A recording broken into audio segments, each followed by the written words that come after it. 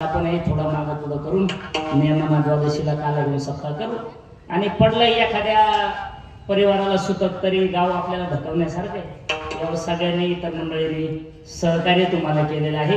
पुढच्या वर्षी याहीपेक्षा छान उत्सवात कार्यक्रम होईल कशामुळे सगळ्या महिला मंडळ राहतात 10 महिला वाटल्या दिवसा 10 रात्री 10 ते सप्ताह होऊन जातो।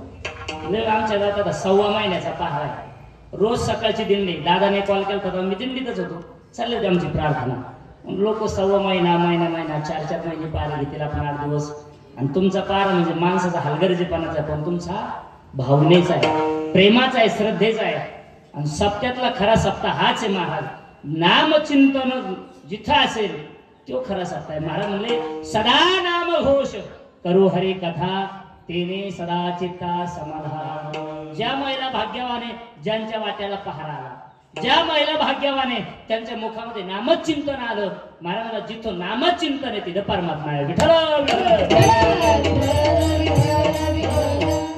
म्हणून आपल्या गावामध्ये काल्याची सेवा माझ्याकडे आलेली सर्वांना धन्यवाद देतो आणि वेळेमध्ये सेवा सोडण्याचा प्रयत्न करतो। महाराज भगवान परमात्म्याचं चरित्र म्हणजे आजचा काल्याचा प्रसंग आहे।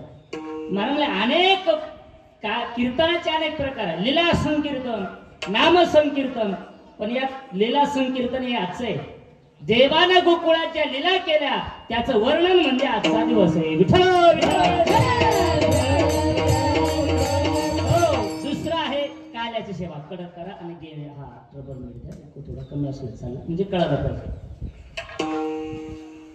एक लीला संकीर्तन आहे ती आहे आजचं आहे की नाही। एक गुण कीर्तन आहे देवाच्या गुणाचं वर्णन करावं 3 प्रकार कीर्तनाचे आहे गुण कीर्तन लीला कीर्तन आणि नाम संकीर्तन। यापैकी सगळ्यात सोपं असेल ते नाम संकीर्तन आहे। विठ्ठल नाम संकीर्तन साधन पै सोपे जळतील पापे जन्मांतरीचं पाप जाळण्याचं कीर्तन म्हणजे नाम संकीर्तन। ते म्हणजे कंबर बांधूनच असलं पाहिजे असं काही नाही। मग आता तुम्ही जे 7 दिवस विण्याचा पहारा घेतला तेही तुमचं नामसंकीर्तन ठरवलं गेलं। 7 दिवस तुम्ही देवाचं भजन नामचिंतन केलं ते नामसंकीर्तन आणि आजचं लीला संकीर्तन आहे। देवाने गोकुळामध्ये ज्या लीला केलं त्याचं वर्णन म्हणजे लीला कीर्तन। विठ्ठल